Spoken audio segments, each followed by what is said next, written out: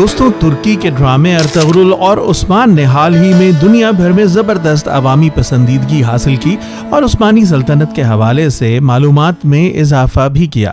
آج ہم خلافت راشدہ، اموی خلافت اور عباسی خلافت کے بعد سب سے مضبوط اور پاورفل اسلامی سلطنت عثمانیہ کے عروج و زوال پر بات کرتے ہیں۔ ناظرین، سلاجقہ روم کی سلطنت کے خاتمے کے بعد اناطولیہ میں طوائف الملوکی پھیل گئی اور مختلف سردار اپنی اپنی خود مختار ریاستیں بنا کر بیٹھ گئے، جنہیں غازی امارات کہا جاتا تھا۔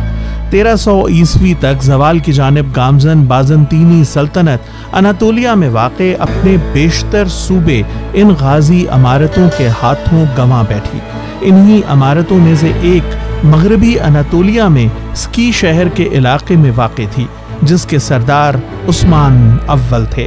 کہا جاتا ہے کہ جب ارطغرل ہجرت کر کے اناطولیہ پہنچے تو انہوں نے 2 لشکروں کو آپس میں برسر پیکار دیکھا، جن میں سے ایک تعداد میں زیادہ اور دوسرا کم تھا، اور اپنی فطری ہمدردانہ طبیعت کے باعث ارطغرل نے چھوٹے لشکر کا ساتھ دیا اور 400 شاہ سواروں کے ساتھ میدان جنگ میں کود پڑے، اور شکست کے قریب پہنچنے والا لشکر اس اچانک امداد سے جنگ کا پانسا پلٹنے میں کامیاب ہو گیا۔ ارطغرل نے جس فوج کی مدد کی وہ دراصل سلاجقہ روم کا لشکر تھا، جو مسیحیوں سے برسر پیکار تھا، اور اس فتح کے لیے ارطغرل کی خدمات کے پیش نظر انہیں اس کی شہر کے قریب ایک جاگیر عطا کی۔ 1281 میں ارطغرل کی وفات کے بعد اس جاگیر کی سربراہی عثمان اول کے ہاتھ میں آئی، جنہوں نے 1299 عیسوی میں سلجوقی سلطنت سے خود مختاری کا اعلان کر کے عثمانی سلطنت کی بنیاد ڈالی۔ عثمان اول نے اس چھوٹی سی سلطنت کی سرحدیں بازنطینی سلطنت کی سرحدوں تک پھیلا دیں اور فتح کے بعد دارالحکومت بھروسہ منتقل کر دیا۔ عثمان اول ترکوں میں انتہائی قدر کی نگاہ سے دیکھے جاتے ہیں۔ در حقیقت وہ بہت ہی اعلیٰ اوصاف کے حامل تھے، دن کے مجاہد اور رات کے عابد ہونے کے ساتھ ساتھ انتہائی شریف النفس، سادگی پسند، مہمان نواز، فیاض اور رحم دل انسان بھی تھے۔ ان کا دور حکومت سلطنت عثمانیہ کی بنیادوں کو مضبوط کرنے کا سبب بنا۔ یہ عثمان اول کی ڈالی گئی مضبوط بنیادیں ہی تھیں کہ ان کے انتقال کے بعد 1 صدی کے اندر عثمانی سلطنت مشرقی بحیرہ روم اور بلقان تک پھیل گئی۔ دوستوں، 13ویں صدی کے اواخر میں سلجوقی سلطنت ختم ہوئی اور اناطولیہ مختلف چھوٹی چھوٹی ریاستوں میں تقسیم ہو گیا۔ اس میں سے ایک سغوت کی ریاست تھی، جہاں اسی نام کا ایک قبیلہ رہائش پذیر تھا۔ اس ریاست کا بانی اور قبیلے کا سردار ارطغرل تھا۔ اگرچہ ارطغرل ڈرامے میں ارطغرل کے حوالے سے بہت کچھ بتایا گیا، لیکن ارطغرل کے بارے میں تاریخی اوراق بالکل خاموش پائے جاتے ہیں۔ 1281 میں ارطغرل کے انتقال کے بعد اس کے صاحبزادے عثمان اول کو سردار بنایا گیا۔ یہی عثمان اول سلطنت عثمانیہ کا بانی تھا۔ سلطنت عثمانیہ سن 1299 سے 1922 تک قائم رہنے والی ایک مسلم سلطنت تھی، جس کے حکمران ترک تھے۔ اپنے عروج کے زمانے میں 16ویں اور 17ویں صدی میں یہ سلطنت 3 بر اعظموں پر پھیلی ہوئی تھی اور جنوب مشرقی یورپ، مشرق وسطی اور شمالی افریقہ کا بیشتر حصہ اس کے انڈر کنٹرول تھا۔ مالدووا، ٹرانسلوینیا اور ولاچیا کے باجگزار علاقوں کے علاوہ اس کے 29 صوبے تھے۔ سلطنت کی فتوحات کا یہ عظیم سلسلہ عثمان کے جانشینوں نے جاری رکھا، لیکن 1402 میں تیمور لنگ نے اناطولیہ پر حملہ کر دیا اور اس وقت کا عثمانی سلطان بایزید یلدرم شکست کھانے کے بعد گرفتار ہو گیا۔ لیکن یہ عثمانیوں کی اولو العزمی تھی کہ انہوں نے اپنی ختم ہوتی ہوئی سلطنت کو نہ صرف بحال کیا بلکہ چند ہی اشروں میں فتح قسطنطنیہ جیسی تاریخ کی عظیم ترین فتح حاصل کی۔ قسطنطنیہ کو آج کی دنیا استنبول کے نام سے جانتی ہے۔ اس فتح سے عثمانیوں کا وقار دنیا بھر میں بلند ہوا۔ سلطنت عثمانیہ کی دوبارہ بحالی کا صحرا بایزید یلدرم کے بیٹے محمد اول کے سر جاتا ہے، جو اپنے اعلیٰ اخلاق و اوصاف کے باعث ترکوں میں محمد چلبی کے نام سے جانے جاتے ہیں۔ فتح قسطنطنیہ ترکوں خصوصاً عثمانیوں کی تاریخ کا سنہرا ترین باب ہے۔ 29 مئی 1453 میں 21 سالہ نوجوان سلطان محمد ثانی کی زیر قیادت اس لشکر نے حیران کن کارنامے انجام دیتے ہوئے اس عظیم شہر کو فتح کیا اور اسے اپنا دارالحکومت بنایا۔ اس طرح محمد قیصر روم بن گیا اور یہ لقب اس کے ان ارادوں کو ظاہر کرتا تھا کہ عثمانی جلد روم پر بھی قبضہ کر لیں گے، اور انہی مقاصد کے حصول کے لیے 1480 عیسوی میں عثمانی افواج جزیرہ نما اطالیہ پر اتریں اور اوٹرانٹو اور اپولیا کے شہروں پر قبضہ کر لیا، لیکن 1481 میں محمد فاتح کی وفات کے ساتھ ہی فتح اطالیہ کی مہم کا خاتمہ ہو گیا۔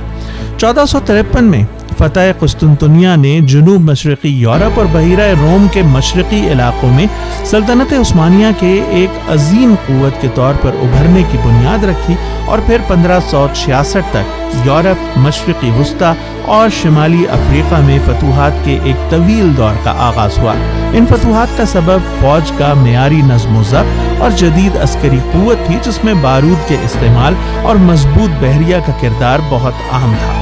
ریاست کی معیشت میں اہم ترین کردار تجارت کا تھا، کیونکہ یورپ اور ایشیا کے درمیان تجارت کے تمام زمینی اور سمندری راستے عثمانی سلطنت سے ہو کر گزرتے تھے۔ ایک کے بعد ایک دیگر عظیم سلاطین نے سلطنت کی سرحدیں پھیلانے میں اہم کردار ادا کیا، جن میں سلیم اول کا نام نمایاں ہے، جنہوں نے مشرقی اور جنوبی جانب توجہ کی اور صفوی سلطنت کے شاہ اسماعیل صفوی کو جنگ چالدران میں شکست دی اور مصر میں عثمانی حکومت قائم کی۔ سلیم کے جانشین سلیمان عالی شان نے مغرب میں سلطنت کو توسیع دی اور 1521 میں بلغراد کی فتح کے بعد 1526 میں جنگ محاقز کے ذریعے ہنگری اور دیگر وسطی یورپی علاقوں میں عثمانیوں کی دھاک بٹھا دی۔ اس کے بعد انہوں نے 1529 میں ویانا کا محاصرہ کیا، لیکن سرد موسم اور شہر کے باسیوں کی زبردست مزاحمت کے باعث یہ محاصرہ ناکام ہو گیا، اور اس طرح عثمانی طوفان کی موجیں ویانا کی دیواروں سے ٹکرا کر واپس آ گئیں، اور عثمانی سلطنت کی سرحدیں وسطی یورپ کے اس شہر سے آگے کبھی نہ بڑھ سکیں۔ سلیمان کے ادوار میں ٹرانسلوینیا، ولاجیا اور مالدووا سلطنت عثمانیہ کے باج گزار بنے۔ مشرق میں عثمانیوں نے ایران سے بغداد دوبارہ حاصل کر لیا اور بین النہرین پر قبضہ کر کے پرشین گلف تک بحری رسائی حاصل کر لی۔